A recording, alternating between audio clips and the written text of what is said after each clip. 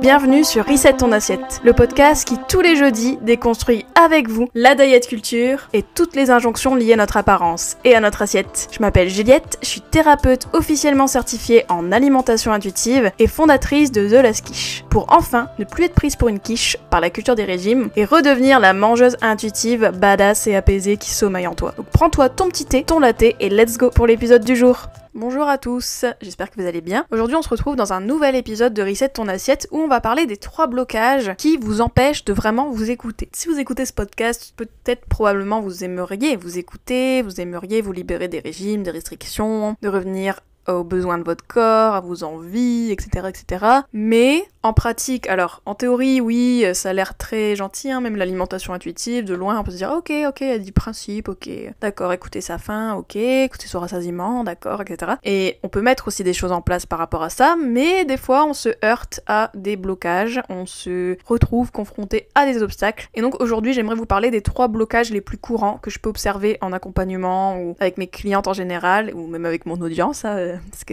je le vois dans les messages que vous m'envoyez, etc. Donc voilà, donc on va parler des 3 blocages. Je me suis dit que ça peut être intéressant de vous en parler puisque vous allez peut-être probablement vous reconnaître, et c'est une bonne chose puisque une fois qu'on sait aussi quels sont nos blocages, on peut aussi plus s'en libérer, ou du moins voilà, peut-être ouvrir la discussion avec vous-même ou avec vos thérapeutes, ou peut-être songer à vous faire accompagner pour lever ces blocages, puisqu'au final, de mon expérience, ces blocages-là sont compliqués quand même à surmonter par soi-même, voire même limite presque impossible.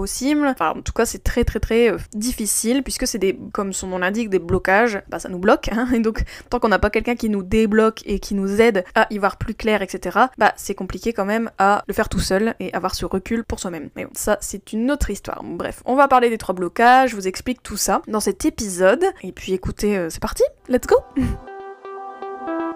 Le premier blocage, alors hyper courant, que je pense qu'il va vous parler plus, c'est bien sûr la peur de grossir et tout ce qui est lié au poids, en fait. C'est-à-dire peur de reprendre du poids, la peur de prendre du poids, la peur de voir son poids augmenter, la peur de voir son corps changer, etc., etc. Tout ça, c'est la peur de grossir, et ça, typiquement, c'est un blocage courant, puisque, j'ai envie de dire, tout le monde a cette peur de grossir. Franchement, je pense qu'il y a personne qui ne l'a pas. Honnêtement, il y a personne qui m'a dit moi, zéro peur de grossir, franchement, je peux voir le chiffre monter, je ne risque rien, je n'aurai pas de crise de tachycardie en voyant ça. Je pense que personne m'a dit ça à ce jour, donc écoutez. Non, vraiment, la peur de grossir, c'est... déjà, c'est attendu et normal, logique d'avoir ce blocage-là, puisque c'est, comme je vous disais, c'est un blocage hyper courant. Pour moi, c'est le blocage numéro 1. C'est vraiment ce qui, de toute manière, peut même indiquer qu'on est dans un TCA, dans un trouble du comportement alimentaire, c'est qu'on a cette peur de grossir. Et cette peur de grossir, elle a été nourrie par la société grossophobe, qui nous rappelle à quel point grossir c'est pas bien, et que si tu es plus gros, tu vas être rejeté, mal aimé, etc. Tout ça. Et en plus de ça, la peur de grossir, c'est tout simplement aussi, je trouve, une composante des régimes, puisqu'au final, si on fait des régimes et si on met en place des restrictions, souvent, en grande partie, c'est parce qu'on est insatisfait de notre corps, et souvent, c'est quoi qui nous embête? C'est notre poids, en fait, ou bien d'avoir un ventre trop gros, d'avoir des cuisses trop grosses, bref, il y a toujours ce truc de grosseur qui nous embête. Et donc, forcément, c'est pour ça qu'on se met au régime, etc., qu'on essaie de contrôler notre alimentation. Donc déjà, la base du régime, c'était ça. Et en plus de ça, grossir, quand on est dans les restrictions et quand on est au régime,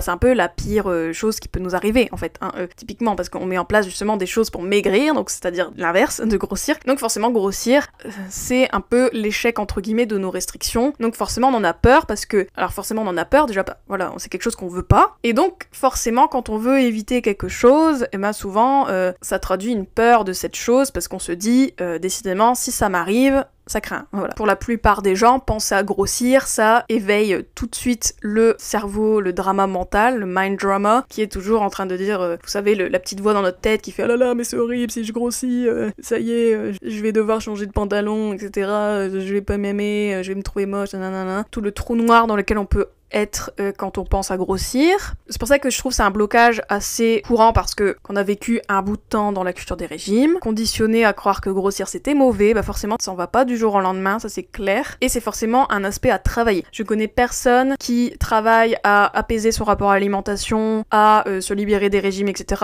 qui ne travaille pas la peur de grossir. Enfin, je pense, ça n'arrive presque jamais. Donc voilà, donc c'est quand même quelque chose de toute manière qui est quand même un sujet sensible, hein, le poids forcément. Et comme je vous disais, c'est un peu la pierre angulaire des régimes, c'est la base, quoi, j'ai envie de dire, cette peur de grossir, ce focus sur le poids et surtout cette hantise de voir ce poids augmenter.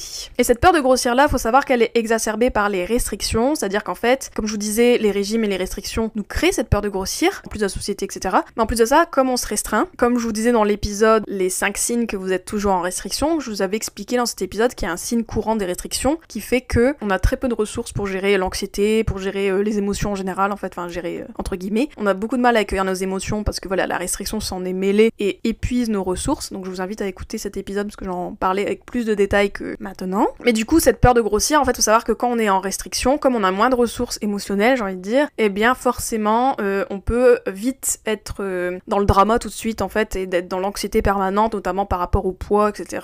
En fait, c'est comme si l'anxiété des restrictions et le stress permanent que sont les restrictions se déposent sur le poids, en fait, tout simplement. Sur les kilos, sur la peur de prendre du poids. Et en plus de ça, notamment si vous avez un TCA assez restrictif comme l'anorexie, mais bon, franchement, il n'y a pas que l'anorexie, hein. Mais faut savoir que le TCA en lui-même exacerbe votre peur de grossir parce que vous avez aussi des baisses en termes de fonctions cognitives, donc je vous parlais des fonctions un peu émotionnelles, mais il y a aussi tout ce qui est cognitif, c'est-à-dire que il faut savoir que pour beaucoup de gens, dépasser cette peur de grossir va passer par grossir parce que une fois que vous grossissez, que vous êtes à un poids où votre corps se sent bien, eh bien vous aurez bien moins de pensées liées à votre poids et cette peur de grossir sera un peu moins présente également. Et ça faut le savoir et il faut savoir donc mettre les choses de côté et se dire ok bah en fait je vais grossir même si j'ai la peur de grossir qui est là, mais je vais le faire quand même parce que je sais que c'est en grossissant bizarrement que cette peur de grossir va s'amenuiser. Et ça c'est quelque chose de toute manière que je vois que ce soit par rapport au TCA un peu plus restrictif, etc. Mais en réalité c'est quand même quelque chose de très courant de grossir pour enlever sa peur de grossir. En fait, c'est un peu comme, vous savez, un peu comme toutes les peurs. Faut savoir s'y frotter d'une certaine façon, confronter sa peur, et des fois, bah oui, donc ça passe peut-être par prendre du poids. Mais en tout cas, cette peur de grossir, c'est vraiment normal et naturel de l'avoir, mais pour moi, je trouve que c'est un gros blocage parce que, au final, des fois, on est plein de bonne volonté, en fait, on se dit, ok, maintenant, je vais m'écouter, je vais manger les aliments interdits, etc., les aliments que j'évite, ça y est, je vais remanger de la glace, je vais remanger du chocolat au lait, n'importe quoi. Ça y est, je vais remanger des burgers, ça y est, je vais arrêter de toujours manger l'option la moins calorique, etc., etc. Donc on va faire ça. C'est pour ça que je dis plein de bonne volonté, parce qu'on se dit, ouais, allez, let's go, et tout. Et souvent, on se heurte à la peur de grossir. Donc ça va même pas être dans l'introduction des aliments interdits, par exemple, la réintroduction, mais ça va être plutôt dans le côté, bah, je prends du poids. En fait, genre, je vois que je prends du poids, sans se peser, par exemple, vous allez voir que vous avez pris du poids, ou quelqu'un va vous faire une remarque, etc. Et bah tout de suite, ça va vous bloquer, et peut-être vous allez repartir dans des restrictions. Et peut-être même, pourquoi pas, repartir dans des régimes. La peur de grossir est tellement forte, ou le fait de prendre du poids est tellement intolérable et qu'ils travaillent aussi pas dessus, donc du coup bah ils sont prêts à revenir aux restrictions quoi, c'est possible aussi. Et du coup voilà, faut savoir que c'est logique, attendu, normal d'avoir cette peur de grossir, et faut pas non plus trop chercher, je trouve, à totalement ne pas l'avoir parce qu'on est une société grossophobe, je vous l'explique toujours, mais donc, du coup c'est très compliqué de jamais avoir peur de grossir, ce que je vous disais même au tout début du coup quand je vous expliquais ce blocage là. Mais donc c'est un blocage, puisque souvent ça va vous freiner dans votre process, et même le fait de prendre du poids, si vous observez du coup vous prenez du poids, vous allez peut-être freiner votre écoute en fait, parce que vous allez dire non mais ouais c'est bien beau, je mange des pains au chocolat, mais on voit le résultat, donc je vais quand même manger moins, ou ce genre de choses, et vous allez peut-être petit à petit vous retrouver dans un état de quasi-guérison, d'ailleurs j'en avais fait un épisode, mais pour moi la quasi-guérison, souvent, c'est quand même, franchement, allez, à la louche, 90% des cas de quasi-guérison, bah souvent c'est parce que la prise de poids est intolérable, et du coup nous maintiennent dans un état de semi-guérison, etc.,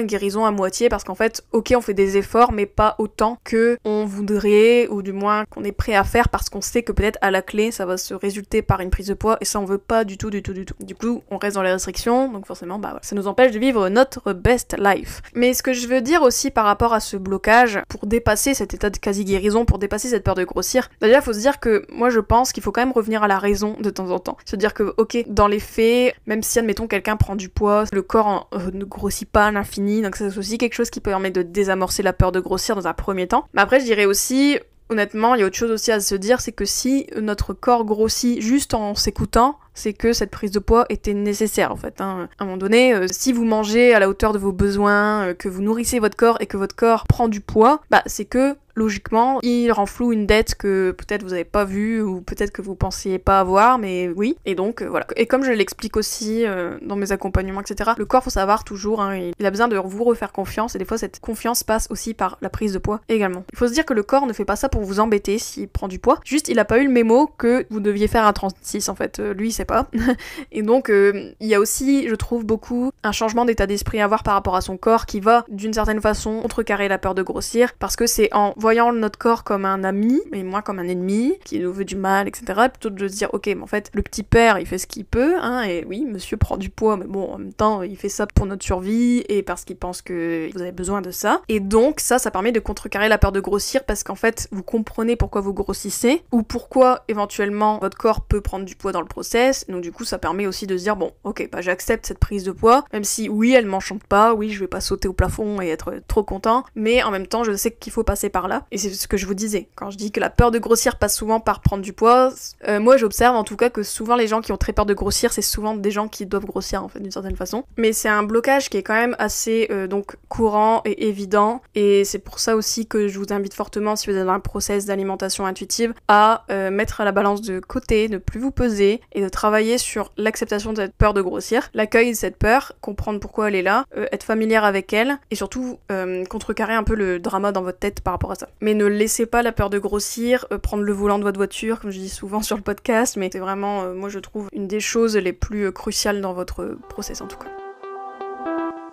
Ensuite, deuxième blocage, j'ai pas mal parlé sur la peur de grossir décidément. Alors, le deuxième blocage que je vois souvent, je dirais, c'est la peur du changement. Et là, je parle pas du changement physique, même si, bien sûr, qu'il y a le changement physique, mais ça, du coup, je recoupe un peu avec la peur de grossir. Mais là, je parle du changement un peu dans les habitudes, dans votre vie, en fait, dans votre quotidien. Parce que oui, s'écouter, être dans un process d'alimentation intuitive, oui, ça implique de changer beaucoup de vos habitudes. Ça implique de changer, de quitter le confort des restrictions et de la non-écoute de vous-même. Parce que au final, je trouve, quand on est dans les restrictions, il y a un certain confort dans les restrictions, parce que vous avez un cadre, vous savez qu'il y a des trucs qu'il faut pas manger, et en plus de ça, ça nourrit aussi votre peur de grossir, parce qu'en fait, vous avez l'impression de vous priver de certains aliments, mais en même temps, c'est pour pas grossir, donc vous avez une justification. Et donc, vous pouvez rester dans ce petit, cette petite forteresse de restrictions, en disant, même si de loin dans la forteresse, vous voyez un super territoire, vraiment, où il y a du soleil tout le temps, limite il y a des palmiers et tout, etc. Vous voyez ça de loin,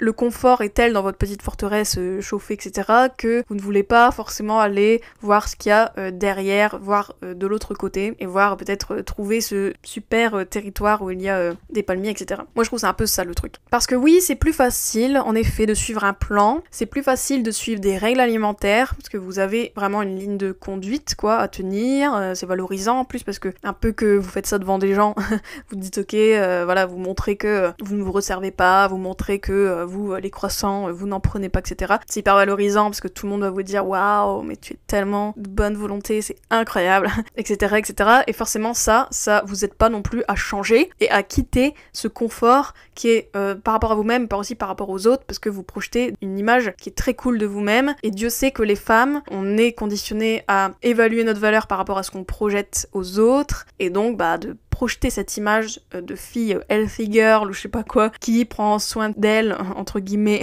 Je mets vraiment gros guillemets parce que pour moi les restrictions c'est pas prendre soin de soi, mais bon, bref, c'est en tout cas ce qu'on nous dit tout le temps. Et du coup c'est sûr que c'est plus confortable d'être dans ce truc là que de retrousser ses manches, de remanger des choses qui nous font peur, de être familière avec la peur de grossir, encore elle, de reconstruire une relation de confiance envers votre corps, etc., etc. C'est clair. Moi je trouve que pour surmonter ce blocage, qui peut aider, c'est quand même se dire ok, qu'est-ce que je gagne à être en restriction, et surtout qu'est-ce que je perds. Parce que oui, on gagne des choses à être en restriction, comme je vous disais, un peu le contrôle qui rassure, etc. Enfin voilà, c'est un peu le contrôle, c'est un peu une perfusion pour notre anxiété en tant qu'être humain et en tant que femme notamment. Mais si on est honnête avec nous, on sait très bien tout ce qu'on perd en fait. Par exemple, le temps perdu à faire des régimes, le temps perdu à rester dans les restrictions, les occasions qu'on manque à force de pas aller au resto avec des amis, pas être spontané, de pas proposer des sorties parce que ça nous arrange pas, on a déjà fait 2 restos dans la semaine, faut pas déconner. déconner, tous les moments un peu insouciants à côté desquels on passe, typiquement aller au buffet de l'hôtel sans stresser,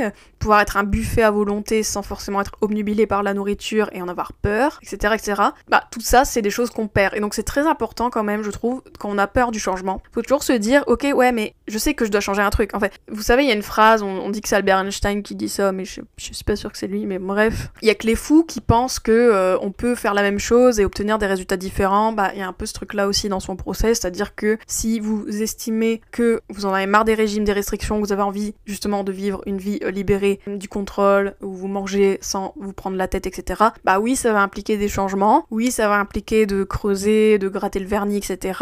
Oui, ça va impliquer de bousculer un peu notre zone de confort, mais à la clé, tout ce qui est possible, c'est largement plus satisfaisant que de rester dans les restrictions et de passer littéralement à côté de sa vie. Alors oui, le travail ne va pas se faire tout seul en une baguette magique, hein. Par exemple, moi je le vois avec mes clientes dans notre relation thérapeutique, on va dire, dans notre alliance thérapeutique, elles ont un chemin à faire, moi je les guide, moi je vous guide en fait à être mangeuse intuitive, à redevenir cette mangeuse intuitive, etc. Je vous fournis toutes mes clés, tout mon soutien pour vous aider à vous rapprocher de cet objectif-là, mais cependant vous avez quand même des choses à faire, vous avez une partie du chemin à faire aussi de votre côté, et donc le travail ne se fait pas tout seul, mais ça passe beaucoup par de l'action, par rapport à vous-même, et de l'engagement aussi, beaucoup, se dire ok, je suis là, pourquoi je me suis embarquée dans un process d'alimentation intuitive, qu'est-ce que je voulais gagner, qu'est-ce que je suis prête à perdre d'une certaine manière, mais qui est au final pas une grosse perte, on va dire, etc. C'est pour ça que là, le programme que je développe, qui va sortir à la rentrée d'ailleurs, moi ce que j'ai pensé faire, c'est vous mapper un peu la route, parce que je la connais la route en fait, pour être mangeuse intuitive, à force, je sais, je connais bien, mais moi je suis plutôt votre guide. Moi je vous coach, je vous guide, je vous soutiens, je vous apporte mon expertise et ma vision des choses, etc., ma sagesse, etc., mais c'est vous qui faites la route quand même, et c'est quand même très important de se dire ça, de se dire vous n'êtes pas obligé de la faire toute seule, cette route, mais il y aura quand même de la route à faire, et du coup bah il va falloir s'engager et être prête à changer, même si ça fait peur, toujours pareil.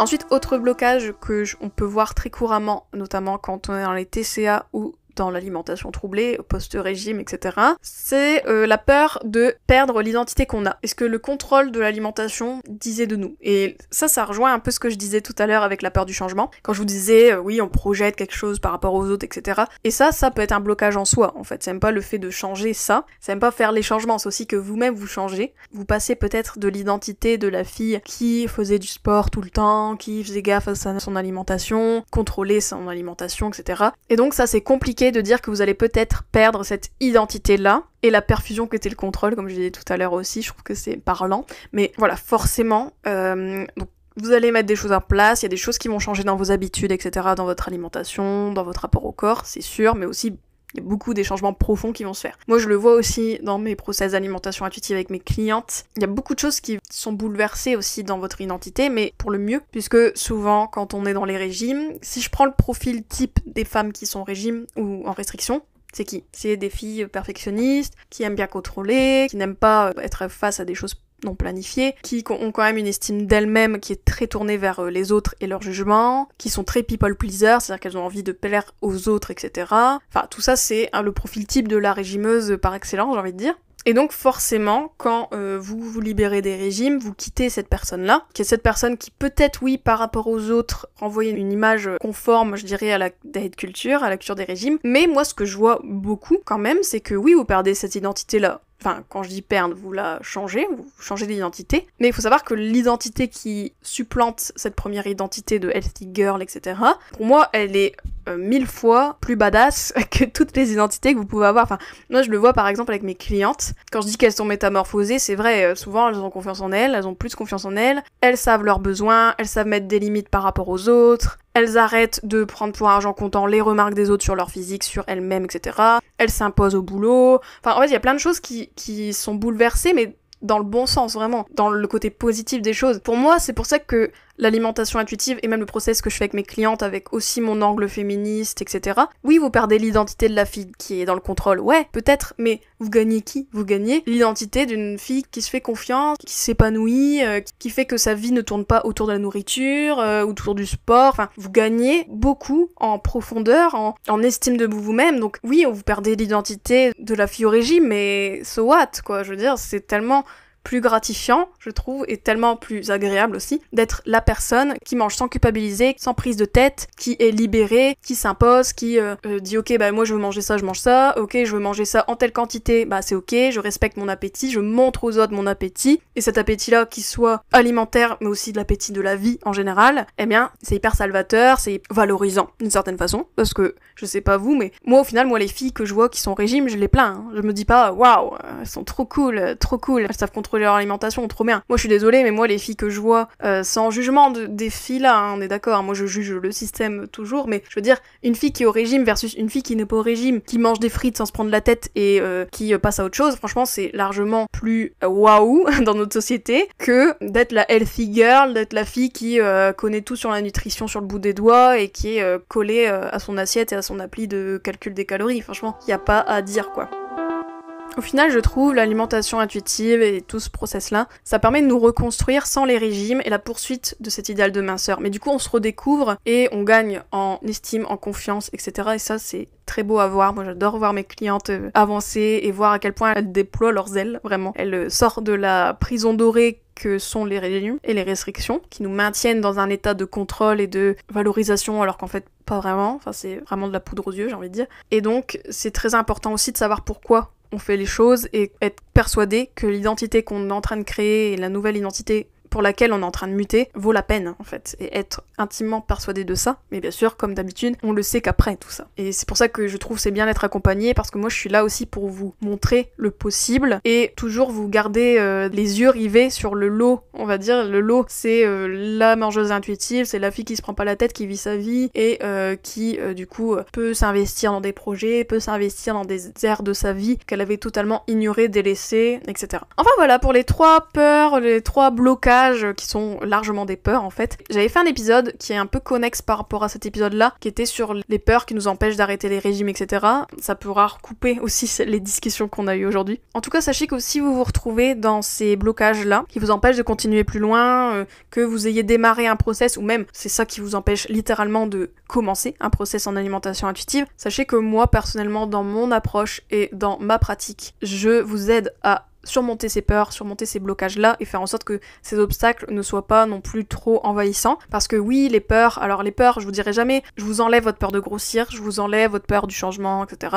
Les peurs, elles peuvent être là tant qu'elles nous arrêtent pas et qu'elles nous freinent pas et qu'elles nous empêchent pas de vivre ce qu'on a envie de vivre et aussi de devenir qui on veut vraiment être in fine. Parce que c'est hyper dur de passer toute seule de mangeuse restreinte, de mangeuse anxieuse, de mangeuse qui contrôle tout, à mangeuse intuitive, mangeuse qui s'écoute sans prise de tête, etc. sans coaching, sans thérapie, sans accompagnement. L'alimentation intuitive, en théorie, ça a l'air facile, dit comme ça, comme je vous disais dans l'intro de ce podcast, mais c'est vraiment votre état d'esprit qui doit changer, en fait, par rapport au poids, par rapport à l'alimentation, par rapport à vous-même. Et donc ça, forcément, ça nécessite de creuser en profondeur et c'est dur quand même de le faire soi-même. Ne culpabilisez pas si vous êtes bloqué par ces obstacles-là. C'est totalement courant, mais le but, c'est de pas rester trop longtemps bloqué avec ces obstacles et de reconnaître qu'ils sont là et que peut-être vous avez besoin d'aide pour franchir la barrière, on va dire. En tout cas, si ça vous intéresse, mon programme sur l'alimentation intuitive, mais aussi tout ce qui constitue mon approche, donc que ce soit la pensée féministe, mais aussi la thérapie ACT, etc. Donc moi, je vais un peu mêler tout ça dans ce programme. Ce programme est accompagnement de groupe. Il sort très bientôt, il sort en septembre. Je vous invite fortement à suivre ma newsletter ou à vous inscrire sur la liste d'attente du programme pour tout savoir, pour tout connaître sur le programme et aussi être au taquet pour prendre votre place. C'est un programme en fait où je vous accompagne pendant 4 mois à vous aider à donc redevenir cette mangeuse intuitive badass qui se fait confiance, etc. Ça sera un accompagnement de groupe principalement, mais il y a possibilité d'avoir du feedback individualisé de ma part, mais aussi des séances individuelles que vous pouvez ajouter également au programme. Et vraiment, ce programme est là pour non seulement vous donner beaucoup de pratiques par rapport à l'alimentation intuitive, mais aussi beaucoup de soutien pour vous aider à surmonter les obstacles que j'ai parlé d'ailleurs dans cet épisode, mais aussi à changer de mindset, changer d'état d'esprit, parce qu'au final, je trouve que l'avancée dans des process comme celui de l'alimentation intuitive passe beaucoup par le mental et comment vous abordez les choses, ça c'est sûr. Voilà, donc n'hésitez pas à vous inscrire sur la liste d'attente, je vous mets le lien dans la bio, ou sinon vous allez sur thelaskiche.fr/waitlist ou abonnez-vous à ma newsletter pour ne rien rater. Et ça pareil, je vous mettrai les liens en description, ou bien tout est trouvable sur mon mon site. Voilà. Voilà, donc j'espère que cet épisode vous a plu. N'hésitez pas à me le dire, n'hésitez pas à me communiquer s'il y a d'autres blocages que vous rencontrez dans votre process. Je serais ravie peut-être de faire un épisode partie 2 ou partie 3 sur ça. De toute manière, ça demande tellement forcément d'investissement personnel, c'est tellement, c'est une thérapie en fait, tout ça, donc forcément. Ne pensez pas que c'est parce que c'est difficile maintenant que ça le sera toujours. Et ne pensez pas aussi que maintenant, si vous n'arrivez pas, entre guillemets, à faire la paix avec votre alimentation, que ça n'arrivera jamais. C'est pas vrai. C'est juste que ça demande du travail, et oui, ça demande beaucoup de challenge et de l'action et de l'engagement, bien évidemment. Bref, on se retrouve la semaine prochaine pour un nouvel épisode qui j'espère va vous plaire. Gros bisous, ciao. Et voilà, c'est la fin de cet épisode. N'oublie pas, si tu as besoin de moi pour t'aider à redevenir mangeuse intuitive, tu peux retrouver tous mes accompagnements sur mon site thelaskish.fr, mais aussi plein de ressources gratuites. Entre 2 épisodes, tu peux me retrouver sur mon compte Instagram, @thelaskish, sur ma chaîne YouTube et même sur LinkedIn. Si le podcast te plaît, mets-moi 5 étoiles sur ta plateforme d'écoute et laisse un petit commentaire. Et bien sûr, parle-en autour de toi pour aider d'autres femmes à faire leur propre reset. À bientôt!